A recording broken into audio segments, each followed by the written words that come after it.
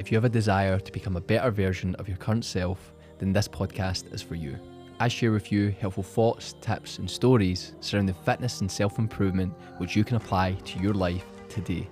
So for those of you that want to take control of your life, to learn, to grow, to become that which you desire most, I am your host, Connor Malone, and this is the pursuit of constant improvement.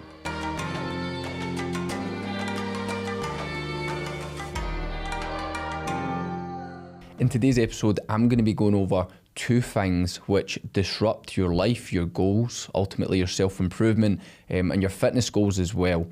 Now, these two things that I'm about to go over today are two standouts for me. In my career as a personal trainer, as a fitness instructor, I've worked with hundreds of people over the span of at least 100 people on a one-to-one basis, hundreds more in a class or a group setting. And I've seen this day in, day out. I see these two things crop up. I've seen it with myself, and it's things that I've worked on over the past kind of 5 to 6 years of my own self-improvement. So I'm really excited to share these with you because, as I said in the beginning, and as it says in the title, these are two things that most people don't even realise. And they have such a huge impact on us and our behaviours. And once you start to understand these things, you can then start to change them. Because with any type of change, it's really important to understand the root cause, why we're doing these things. That's why I have such a love of human behaviour. I read about it a lot because when you start to understand why you do things, we can then start to change it going forward from here. So as I said, really excited to go over this one because they're two really, really impactful things that we need to realise in order to then change them going forward. Now, the first one is the fact that as humans, we give in to instant gratification. So if you've never heard of that term before, very simply, instant gratification is choosing what is easy and what you want most, rather than what is necessarily maybe more hard, but is what you need in the long term. So instant gratification, in the name, we choose things that give us gratification on a short-term, instant basis, these quick fixes. So you can think of this as you're sitting, you wake up in the morning, maybe your alarm goes off and you choose to snooze your alarm rather than get up because that's the more uncomfortable option, and you click the snooze button. That's that gratification that your body's pushing you towards. Now, we're hardwired as humans to want this, to be safe.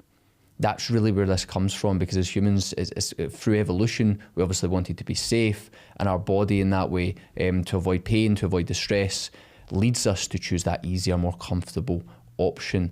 Now, what we want to do first of all is realise this, so we can look at other aspects of our life. So obviously we had the scrolling, for example. We sit and scroll on our phones. Maybe you could be going up and doing tasks around the house. Maybe you could be going to the gym, but your body is going to try and convince you to stay in the same spot and choose those simple, easy things, which in this case would be scrolling down your phone from here. Now, it's interesting to understand kind of why we're driven to do this as humans. Sigmund Freud, he had a thing called the pleasure principle, which he speaks about, which is one of the things that drives instant gratification. It's one of the reasons why we are driven as human beings to choose the easy option rather than the difficult option. And I think it's really important for us in our own self-improvement journeys to understand this pleasure principle, because when you are faced with this choice of the easy thing or the difficult thing, you can realise why your body's pushing you towards the easy option, but why you have to choose the more difficult option. Because the instinctive drive is to seek pleasure and avoid pain. That's what instant gratification is. Again, seeking pleasure, avoiding pain from here. And basically, Freud said the people will sometimes go to great lengths to avoid even momentary pain, particularly at times of psychological weakness or vulnerability. So this is somewhat caused by dopamine, which you've most likely heard of before. Dopamine is known as one of the pleasure hormones. So when dopamine is elevated, it tends to make us feel more kind of satisfied with whatever that happens to be. Now, very simply, that's what it does. It influences to us to seek out pleasure. Now, the problem with that is if all we ever do in life is seek pleasure and give in to these pleasurable things, we don't move forward, because it's a simple part and understood thing of self-improvement that the things that we need to be doing tend to be uncomfortable, they tend to be more difficult, whereas pleasure is the exact opposite. It's easy. It gives us that instant gratification. Whereas we need to understand that to get the things that we want in the long term, we need to delay that gratification. that pleasure in the moment for long-term, whether it be fulfillment or satisfaction, which is such a difficult thing to do. And what a lot of people think is like, well, pleasure surely is a good thing because it feels good at the time, but not in the long term. You think of the uncomfortable maybe thoughts that you have with where you are right now, whether that's your physique, whether that is your situation, maybe your routine, maybe you're just generally not happy with the type of person that you are right now. A lot of that is because you're choosing pleasurable things rather than the more difficult things. But as we just went over there, we are hardwired to do that as humans. So we first need to understand that and understand how we can push forward and avoid instant gratification and instead delay gratification. Because with pleasure, there's a really good quote here that says, pleasure becomes pain and punishment when taken too far. We must have balance and not let it control us. So pleasure is always going to be there. We're not always going to be able to avoid it. But if we let pleasure take over and we're always seeking pleasure, eventually it's going to become painful. It's going to become punishment as such. You think of an addict. What happens with a lot of types of addictions is they become sensitized to some form of pleasure. And then it becomes harder for them to get that same pleasure that they just got. So they need to do more and more and more to get that same effect. And that comes from dopamine a lot of the time. Now, once we learn to delay gratification, we get bigger rewards. You think of maybe, I don't know, it could be a business, it could be a relationship, it could be an investment. The longer you wait, it tends to be better in the future. Now, instant gratification is what gets in your way. So understanding it and then starting to learn about it and starting to try to control that is a really important process for you to learn. And that's something that I'm still working on today. We'll never completely win our battle over instant gratification, but understanding it is the first step to bettering it.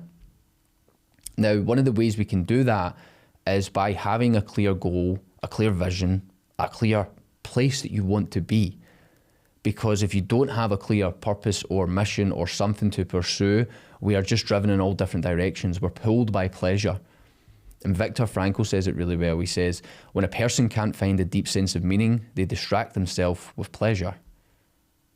Now, I think of this as when I left school. It tends to be a point in people's lives where they maybe don't have much purpose, which is understandable. You're a young adult.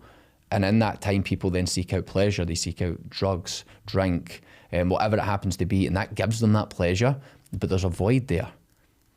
There is no purpose. There is no place where they want to be. So eventually, as we just spoke about, it becomes punishment. It becomes pain because all they have is chasing this pleasure, which becomes harder and harder to get. So again, you think of these people who constantly are seeking pleasure through drugs, through alcohol, through quick hits, quick fixes.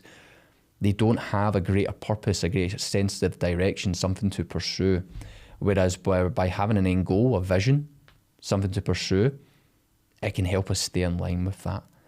Because as I said, when you don't have that goal, that vision, something to pursue, you're just dragged in different directions.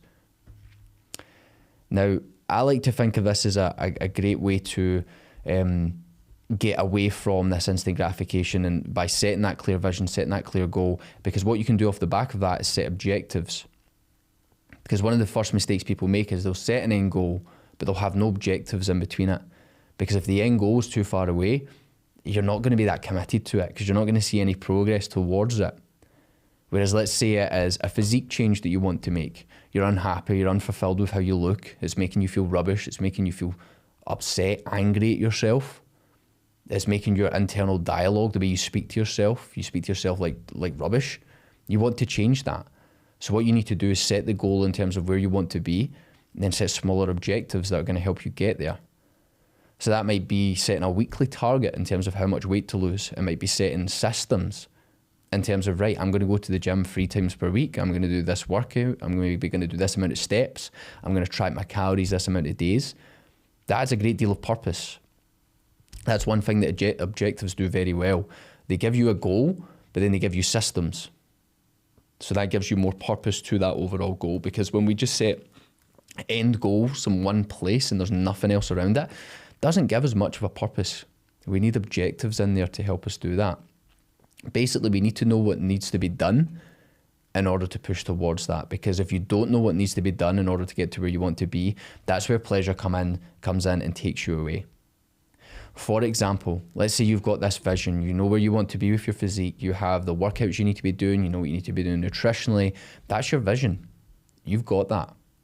So then when the opportunity arises for these pleasurable, these instant gratification hits come in, you can think, right, well, that's probably not the best decision for me because what I want long term is more important than these quick hits, than going out drinking, than taking these drugs or whatever it happens to be. Again, that could be the thing that changes the fact of you scrolling on your phone or actually going to the gym. This long-term vision, these objectives that you need to hit every week. So that gives you a great sense of purpose in there. Another thing with instant gratification is trying to create delays. And I do that by removing things or making things difficult to do. So for example, your phone, it could be for using a different alarm to wake you up in the morning and putting your phone in another room. Because one of the things I found is, yes, I would be getting up in my first alarm, but I would grab my phone and I would just go straight onto Instagram. We want to make these instant gratification hits difficult to do. Deleting social media, moving your phone into other rooms, keeping it away from you. That can make things more difficult and that can create delays, which then reduces your chances of actually giving in to that instant gratification. And there's a quote by Stephen Fry that I really like, and he says, "Temptation loses much of its power when removed from sight." So that thing that's trying to draw you in, you remove it from sight, you're in a different environment, it's harder for you to do. Whereas if you're in an environment where these things are trying to pull you in, it's obviously going to be a lot more difficult to avoid going forward from there. Another thing I'll say with instant gratification is even when you have this clear purpose, this clear mission or something you're trying to pursue, there will always be the girl in the red dress, which is this idea of this thing that is, or people call it shiny object syndrome. There's something there that always catches your eye and it always tries to pull you off path and you think, wow, that looks great. I'm going to go and pursue that. This is a very common thing, and you'll find this when you're ever in the pursuit of anything, whether it's a physique, a different career, whatever it happens to be, there's going to be things that pop up all the time. You're going to want to chase them instead. But understand this, that is that girl in the red dress. That is that shiny object. That is a distraction. So that's a very important thing to understand going forward. Now, a final note on that, on delaying instant gratification, is when you look at anybody who has achieved something, whether it be in the matter of their physique, their business, anything around that, they've chose to delay instant gratification. Rather than choosing that, they delayed it. Because what that does is it allows us to pursue what we actually want. Is such an important thing for us to understand, is delaying instant gratification. It's the same as I said with whether it's investments in your relationship, building a physique, a business, not going out, choosing to do the right things. So not eating these bad foods, but going to the gym instead. All very difficult choices, but all things that you need to be very aware of going forward from here. Now, the next thing is going to be something that disrupts your ability to achieve certain goals, and that is your mindset. Because very simply, first of all, mindset is just a set of beliefs that shape how you make sense of the world and yourself, influences how you think, how you feel, how you act, just generally how you behave. Now, this sounds like a very simple one, talking about mindset, but I don't think many people understand what it actually is and how it affects us, because your mindset can be made up of how you perceive the world, your attitude towards it, which is, again, going to dictate how you act in this world here. It affects our ability to handle stress, rejection and failure and criticism, which are the things that I want to go over here, because if you have the inability to handle stress, rejection, failure, criticism, these things, it's going to hold you back and you're never going to be able to push forward. And this is a thing that a lot of people are unaware of. They don't understand that it's their mindset towards these things, failure, criticism, stress, that actually holds them back and stops them pushing forward, going forward from here. Now, for the things I'm going to speak about, I want to give you some alternative perspectives to how you potentially see each of them right now. So this isn't going to change completely, but hopefully I can give you these different perspectives and you can think of it thinking, right, that makes a lot of sense, which can then help you handle these things that we spoke about. Now, the first thing is in the instance of stress. Now, stress can be loads of different ways. It can be good stress, can be bad stress, physical, mental stress. But I think one of the most important things to understand with stress is, rather than trying to avoid it entirely, we need to become better at dealing with it. This is a thing that my clients and I experience all the time. It's like when we handle stress, a lot of times we can shut down and try to avoid whatever that is that's bringing stress into our lives. But there are ways to become better at dealing with it. And your perception, how you perceive stress, plays a big role in that going forward. So there's a thing, part of CBT, cognitive behavioural therapy, there's a thing called exposure therapy, which is essentially, this would be with a therapist in a safe environment. They start to expose you to small amounts of what it is that causes you stress. Because let's say you hide away from whatever causes you stress in life. If you constantly hide away with it, you're never going to become better at overcoming that and dealing with it. So that is one way that obviously people do that from there. Now, another thing with stress, the dichotomy of control. Understanding what is within our control, what is without our control. If you don't understand that dichotomy of control, what is actually in your control, what's out of your control, you're going to get stressed at things that aren't even worth it. Whereas you change your perception on these things, again, you'll be better able to push forward, and they won't be a limiting factor in your pursuit of whatever goals that you're trying to achieve from there. So as I said, with the dichotomy of control, understanding if you can't control something, then let it be. We need to accept that. Whereas if we can control something, we push forward with that. But the only thing that we can always control is how we respond to things. So whatever happens, if we understand that, in most cases, it can help us handle stress. It can help us worry a little bit less pushing forward. But again, overall, seeing stress as a bad thing can be a limiting factor. We have to understand that if we get better at dealing with stress, we can push forward from there rather than let us hold us back throughout our own journey, whether it be with self-improvement or fitness. The next thing is to do with rejection and failure. And there's a quote that I read, very short one, and it's a great way of looking at things, and it is: rejection is just redirection. It's something that held me back a lot, and it's the fear of rejection, the fear of failure. It could be as simple as asking someone something. Like, if you're scared to ask someone of something out of fear of being rejected, you're never going to be able to pursue what it is you want to pursue. And if we look at it in that different way, that, listen, every time we get rejected, it's just redirection. We move again. We're not going to die. Nothing bad's going to happen. We just learn from it and we change our route, our path from there. So by looking at rejection as redirection, we don't see it as the be all and end all of that from there. Because again, it's the fear of that stops a lot of people from doing something, including myself. It's something I'm trying to get a lot better at this year, is asking. Because as they say, you don't ask, you don't get. In a lot of circumstances, all it'll do is redirect you. If the answer is no, great. What bad happened there? Nothing. You just move on. You're redirected going forward from there, because nobody achieves anything great without some form of rejection. People get rejected, and the more I believe that you experience rejection, the better you become at dealing with it. It's the same with that stress response that we spoke about. And another thing is that failure, in terms of whether it could be in the gym, it could be with your goals, it teaches us more than actual success will.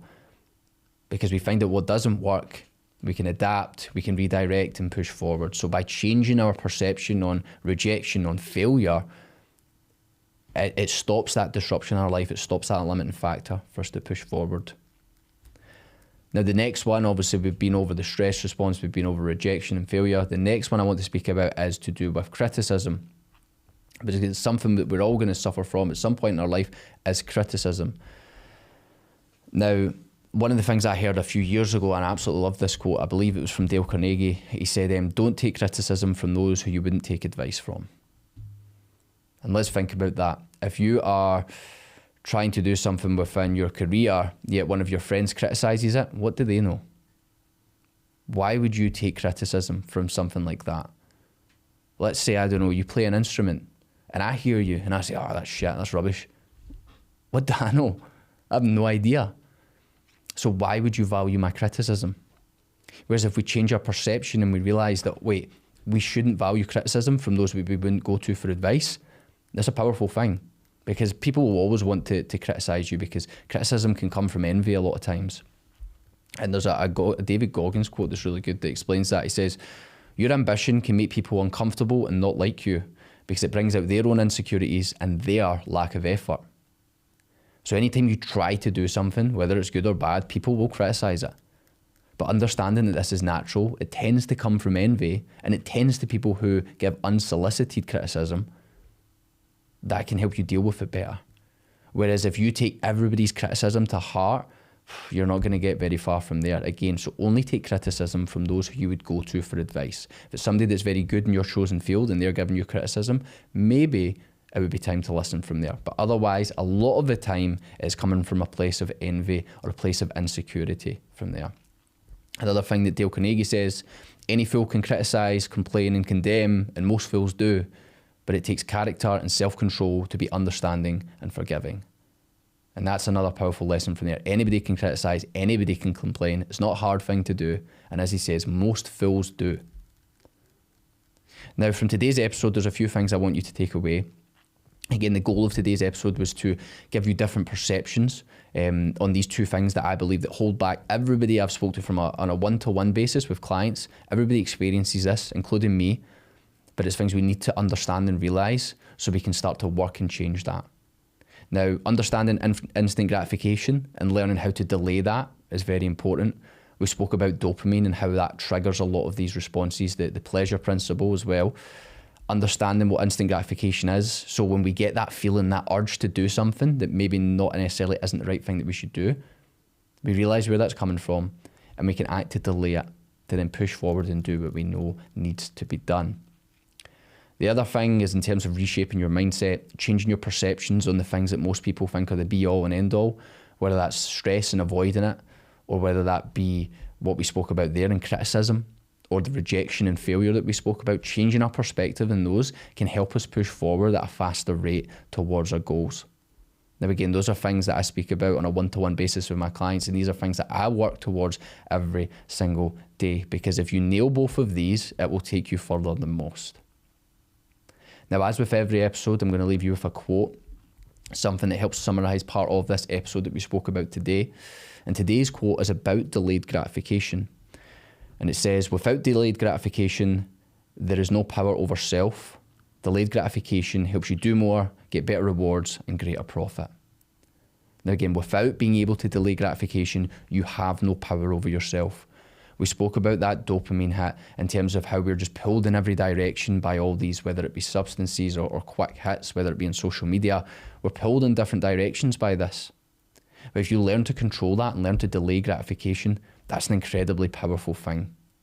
It could be, for example, that you're sitting down, you know work needs to be done, you're studying, but your phone's trying to pull you in. You're trying to, I don't know, maybe you want to go and eat something from there. If you learn to delay that gratification and be able to get to work and do the thing that you know needs to be done, you'll get way further than most. And that's something I work on every day in my own pursuit, and it's something that you can push forward with in your own pursuit. But as ever, thank you for listening to this episode. I hope that you listen to another one in the future. And if you like this one, be sure to like on Spotify or on YouTube, whichever platform you're watching this on, and I will see you in the next one.